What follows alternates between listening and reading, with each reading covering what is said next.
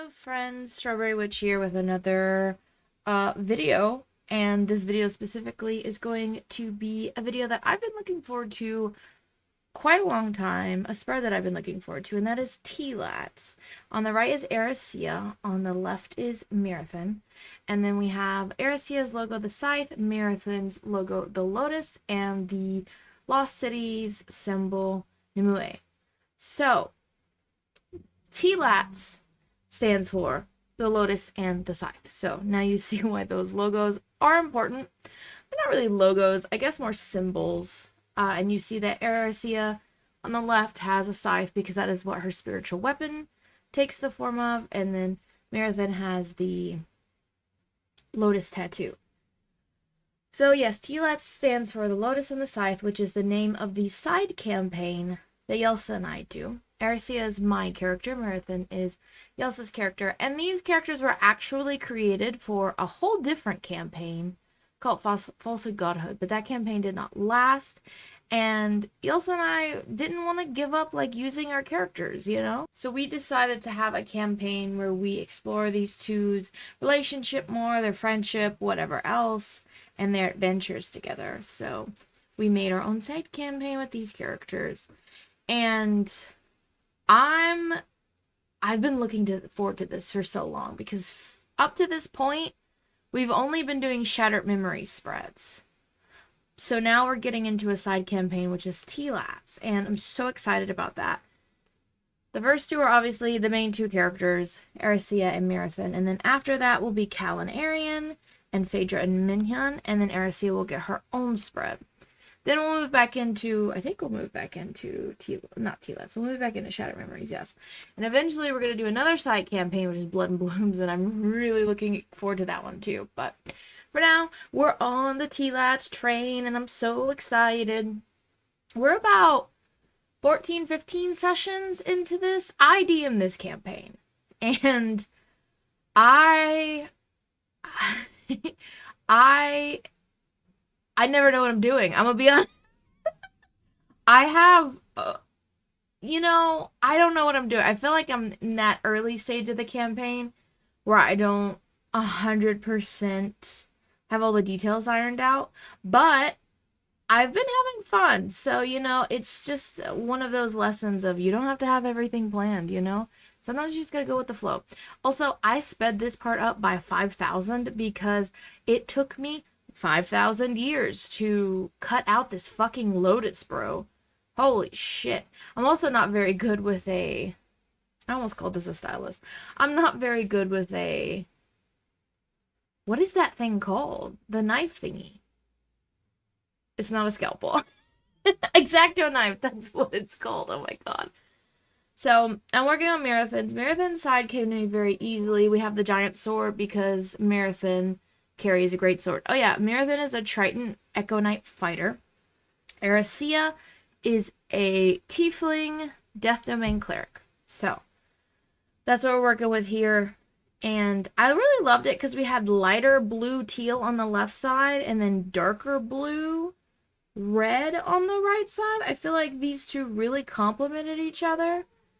And so yeah, the giant sword with the flowers on it, and I put like a sheer water piece of paper on it to kind of give that water vibe to it as well. The symbol that I'm cutting up right now, like I said, is the symbol of Nimue, which is the lost city that Mirathyn is trying to find, which is her whole point of this campaign. Yeah, that's Mirathyn's driving force, and along the way she meets a woman named Lithia who is also looking for the lost city, but Lithia is an ex-Shar paladin who was basically like almost a chosen champion, and then she defected when Shar would not bring back her lost son, like her lost son and her dead partner. So Lithia defected, and Eracia has been tasked with retrieving an item, a very specific holy item that Shar gave to Lithia that Lithia has not returned.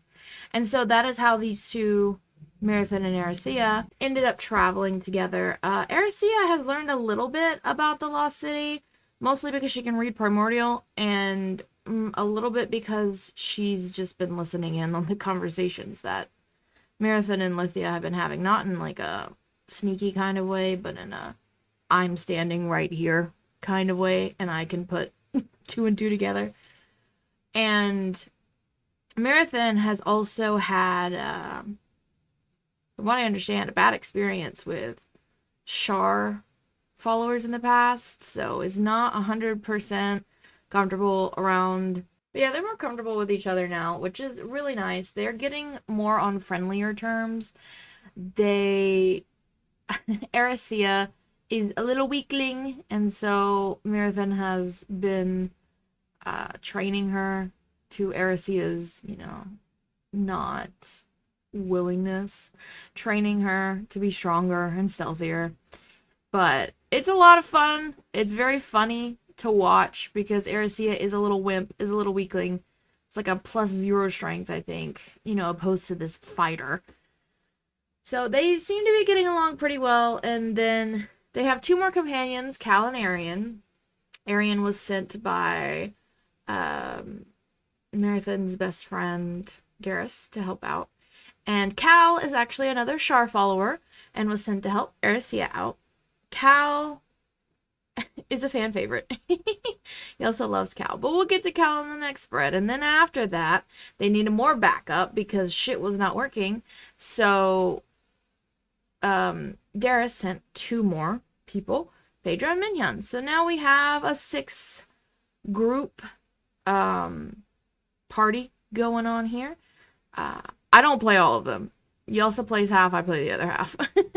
We made our own characters for this too, so it's going pretty well. The last two, Phaedra and Minion, just got here, and then when they did, they got whisked into a wizard's tower with a bunch of crazy rooms and had to rescue a bunch of people. They literally just got out, so we'll see where the thing goes from here. But I'm having a lot of fun with it. I think I've really gotten in the groove of TLAT. And so now I get to use my cool stamps, I think for the first time. I think the really cool thing that links Eracia and Mirathyn together a lot is their love of flowers. They both love flowers. And Mirathyn keeps a flower book, which inspired Eracia to keep one. But her handwriting is awful because she was never formally taught how to write. She grew up, oh god, I don't even know how to start with Eracia, but she lost her mom at a young age, and so she was raised by the Char people. And so she was never formally taught how to write. She was taught how to read and do math, but not how to write. So her handwriting is awful.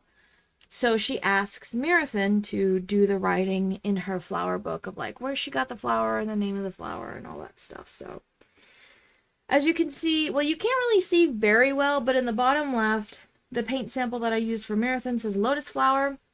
And then the one on Eracia says Lily, because that's kind of the flower associated with Eracia's lilies, because she lost her best friend when she was really young. She died in a tragic accident that Eracia feels responsible for.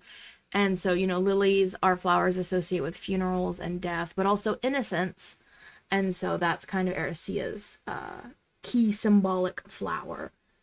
And then put the moon over there being associated with the night. And bats, well, I don't have the bat sticker up yet, but there will be a bat sticker because bats are one of Eracia's favorite animals. And then for Mirathyn, I've got that piece of like letter paper because Mirathyn writes letters. I'm way ahead. See, there's the lily sticker I put up there with Eracia, put some black washi tape. And the moon washi tape, I just put all these stickers right at the end. And then for Mirathyn, that stack of books, because she carries a lot of books with her, journals, and things like that. So I love all the flower symbolism for these two. I think they really kind of bonded over their love of flowers and going flower hunting.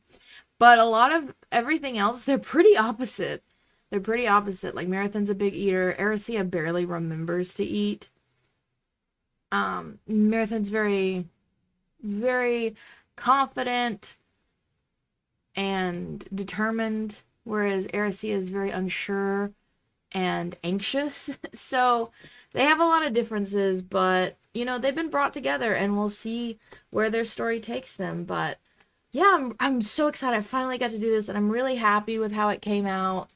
And I love it so much. I think the two spreads really go well together, despite one being a lot brighter toned and the other one being a lot darker toned, I guess, because they're both blue in a sense. And Mirathyn's got a lot of pink, Eracia's got a lot of red. So they're very complementary, and I like it a lot. But yeah, it's been a while since I've done a spread, but I'm happy, and I hope you guys enjoyed it.